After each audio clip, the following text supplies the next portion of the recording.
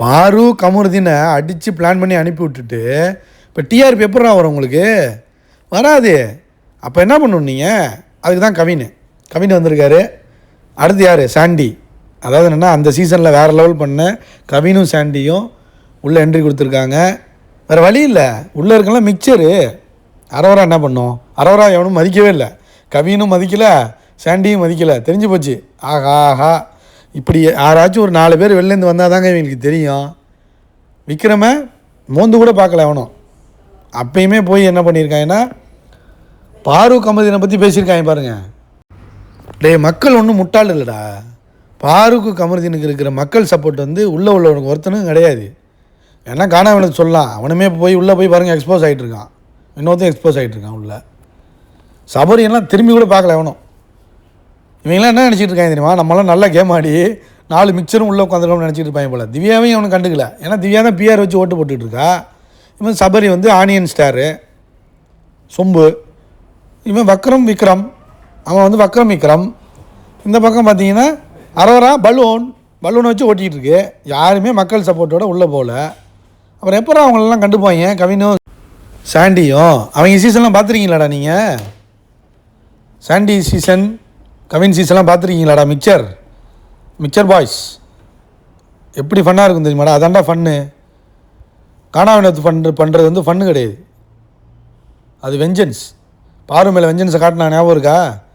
Red card வாங்கிட்டு வெளில போகும்போது கவின் சாண்டிகிட்ட கேட்டு பாருங்கடா என்னென்னு ஃபன்னுனா என்னென்னு.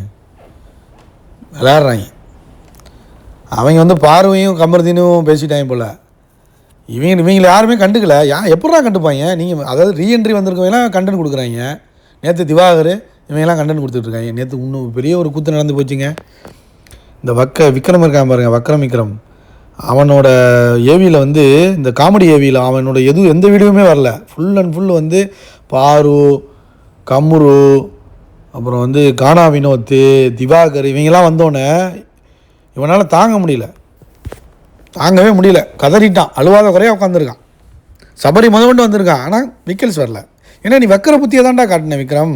நீ காமெடி காட்டலை. ஃபேக்காக இருந்த நீ நடிச்சுக்கிட்டு இருந்த நீ உள்ளே வர்றதுக்கு. ஆனால் நீ மிக்சர் சாப்பிட்டு தான் உள்ளே வந்திருக்கன்னு வெளில போய் பார்த்துக்க. என்ன பண்ணுறது? அப்புறம் சாண்டியும் கவினும் படம் நடிக்கிறாங்களா 2 பேரும் சேர்ந்து.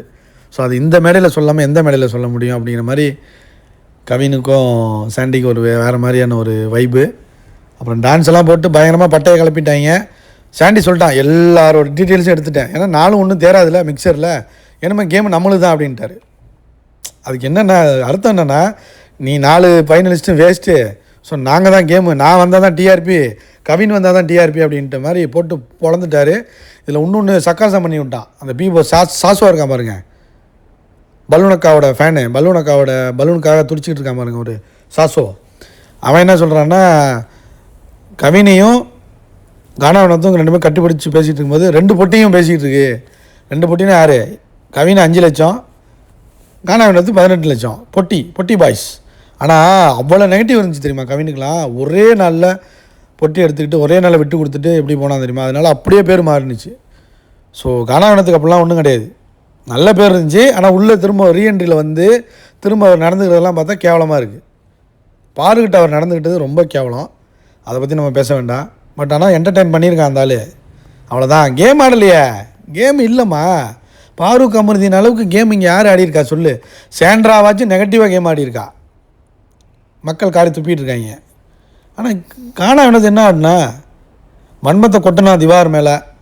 திவார் உருவே கேலி பண்ணிக்கிட்டு கவுண்டர் போட்டுக்கிட்டு சாங் பாடிக்கிட்டு இருந்தான். வேறு ஒன்றும் பண்ணல. அந்த பதட்டத்தில் தானே போய் மணி பாக்ஸ் எடுத்த.